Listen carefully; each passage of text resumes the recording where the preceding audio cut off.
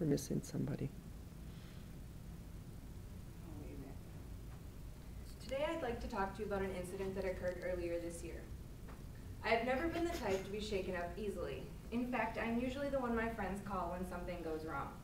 I have been called to fix flat tires, bail people out of jail, and watch children when the babysitter falls through at the last minute.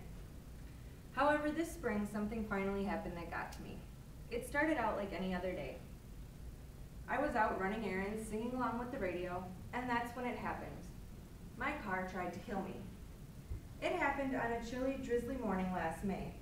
My dad, who drives truck for a living, had asked me to drive out and meet him at a gas station off the interstate. He had forgotten his prescriptions when he went to work the night before, and he needed them before he took off out of state. I waited for him to call and let me know he was near our meeting point, and then I headed out. There were no warning signs as I cruised along the highway that morning, no strange noises or vibrations from my car. I was slowing down as I approached my stop when it happened. There was a loud bang, and suddenly my front end was on the pavement. I thought I had a flat tire, so I calmly pulled off to the side of the road. After waiting for traffic to clear, I got out to inspect the damage. I was stunned to see that while 3 of my tires were pointing toward the side of the road, the 4th was twisted off my car and pointing outward from the vehicle. I remember my first thought being, this is not good. I remained calm, turned on my hazard lights, and walked towards the gas station I had been attempting to turn into. The first thing I did was locate a phone book and find a nearby towing service. Once I had that all taken care of, I called my dad to update him as to the recent events. He gave me the number of our mechanics so I could call them and let them know what had happened and to expect me shortly. All of this took less than 10 minutes. At this point, I had nothing left to do but wait.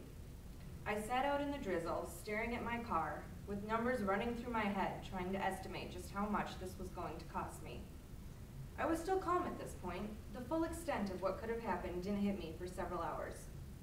Eventually, the tow truck arrived, and I watched him struggle for what seemed like forever, trying to get my poor car up on the bed. When everything was situated, we took off for town. I spent more time sitting and waiting once we arrived at the garage. This is when my mind started to go over how bad it could really have been. The ball joint had broken off completely while I was driving, meaning my front tire was no longer attached to my car. I had been planning a trip to the Milwaukee Public Museum for the following weekend with my friend and her daughter. If this had happened when we were driving down the interstate, we could all have been seriously injured or even killed. Thinking about that, I started shaking, and it took me several hours to calm down afterwards. Eventually, I realized that while the whole thing was unfortunate, it had happened in the best possible circumstances. I was alone, so there was no chance of injury to other passengers. I had been slowing down with no vehicles behind me rather than speeding along the interstate in heavy traffic. If this had happened with a semi behind me, the results could have been so much worse. The lesson I learned this day is that while the situation may seem horrible, it could always be worse. There was one bright spot that day that I'd like to mention. The mechanic I use has a dog that hangs out in his shop. Playing with him did help calm me down during all this. I think perhaps all mechanics should keep a goofy dog around to help distract their customers from their car troubles and the resulting bills. I did not enjoy that day. It cost me a lot in the end. However, I would not have had it happen any other way. Thank you.